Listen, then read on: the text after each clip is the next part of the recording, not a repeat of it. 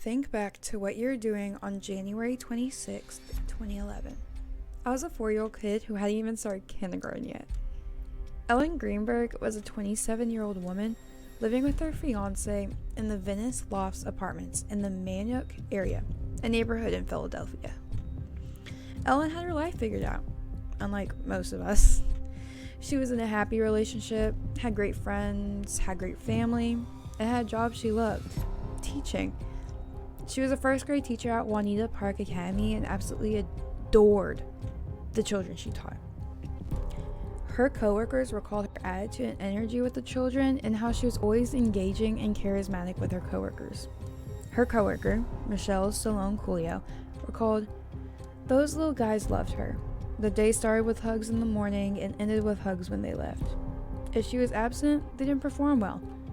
They just weren't happy without her." Now, what if I told you that this woman, who seemed to have everything together and was surrounded by loving people, committed suicide? Crazy, right? You wouldn't believe it, would you? Well, on January 26th, 2011, that seemingly random date from earlier is the day her fiance found her dead.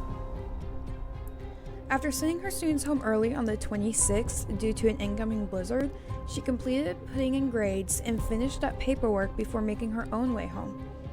She was home earlier than usual that day, and at 4:45 p.m., her fiancé, Sam Goldberg, made his way to the fitness center in their apartment complex.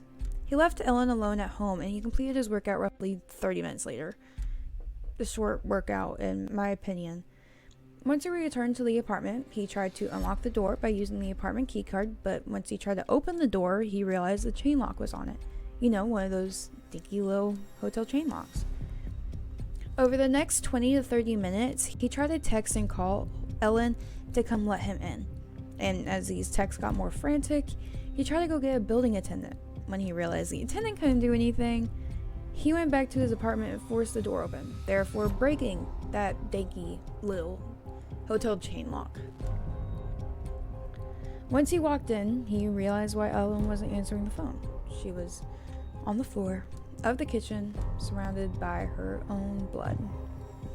Now, I'm not going to talk about the 911 call because I hate hearing people cry, and I don't feel like crying at this moment, but the gist of said call was he found Ellen in the kitchen and wasn't sure if she had passed away or not. When he started to take off her shirt to see if she was breathing and to do CPR, he realized a serrated knife was found in her chest. By the way, he was also frantic on the 911 call, which is very expected. She was further pronounced dead at the scene at 9:40 p.m. Now, once first responders arrived at the scene, they saw no signs of forced entry, other than when Sam broke the lock trying to get into the apartment, which he told them. Again, with no other signs of forced entry, there was no other way to get into the apartment other than a balcony, but that balcony is 6 stories high, and unless they were Spider-Man, there was no way they were getting on that balcony. I'm telling you that right now. Investigators believe that when she passed away, she was in the midst of making a fruit salad, as there was a colander filled with freshly cut fruit. Now, this might seem irrelevant, but next to the sink was the knife set that the knife found in her chest was from. Now, there was no blood on the counter or on any other knives from the set, but Ellen was covered in her blood. Her clothes and head were soaked, and investigators realized they had to figure out what was going on in her life and the people she knew to figure out why this would happen. Now, this is the gruesome part, how she died. So, if you don't like talks of blood, murder, gruesome acts, you could skip this part. But, remember, you are watching a true crime show.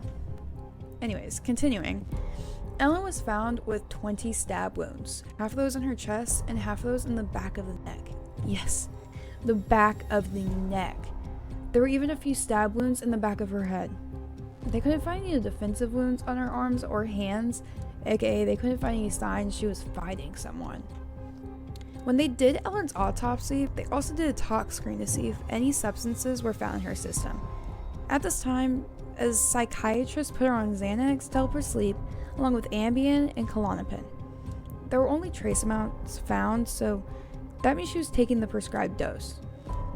Around this time, she was starting to get stressed with work, and her wedding was later that year in August, so understandably, she wasn't able to sleep and was more stressed than usual, and In the past, she had suffered from mild mental issues, but nothing that was too out of the ordinary.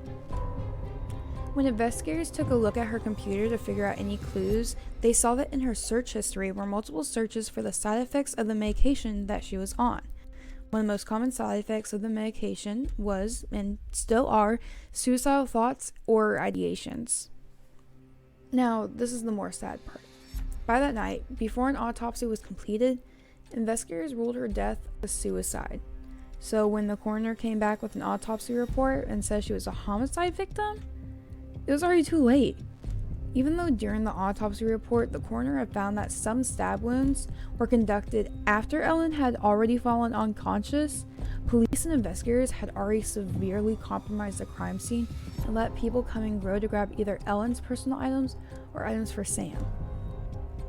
Now, Ellen's family has tried multiple times in the last few years to try and get the suicide ruling overturned, but in September of this year, aka 2023, the court upheld the ruling, but did call out the investigation for being deeply flawed. We may never know what fully happened to Ellen, but we do know that the investigation into her death was extremely compromised, and we don't know what secrets that apartment is holding. So, what do you think? Is it a suicide or a homicide? If you would like to support Ellen's family in trying to overturn the suicide ruling, please sign the change.org petition down in the description.